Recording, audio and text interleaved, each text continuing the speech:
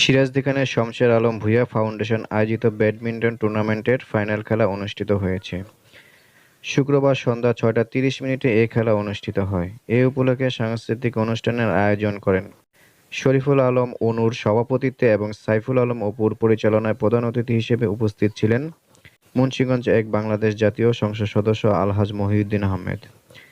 সম্মানিত বিশেষ অতিথি মোহাম্মদ সাইদুর রহমান টেপা, প্রেসিডেন্ট সদস্য জাতীয় পার্টি, ও Afroza Alam, chairman Shamsher Alam Bhuiyan foundation.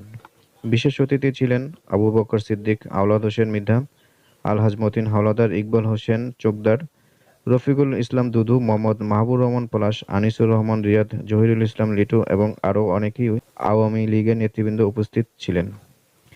Final খেলায় রাজানগর ইউনিয়ন বনাম জৈনসার ইউনিয়ন অংশগ্রহণ করেন।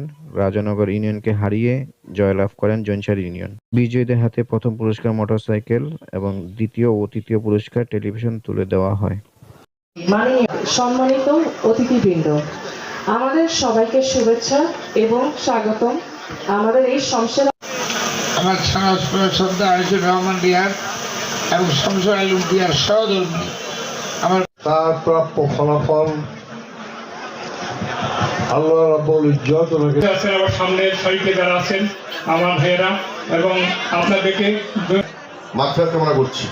বন্ধুরা আমার, শমশের আলম ভূঁইয়া ফাউন্ডেশন দীর্ঘদিনের আশা আকাঙ্ক্ষার ফসল জননন্দিত নেতা জনাব মহিউদ্দিন আহমেদ মুন্সিগঞ্জ। প্রিয় ব্যক্তিত্ব, যাকে আপনারা ভোট দিতে ভুল করেননি, আপনারা আজকে একের পর এক করে যাব।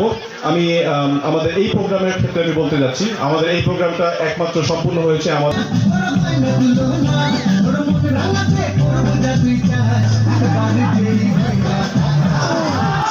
বিভিন্ন মেধাবী ছাত্রছাত্রীদের মাধ্যমে যদি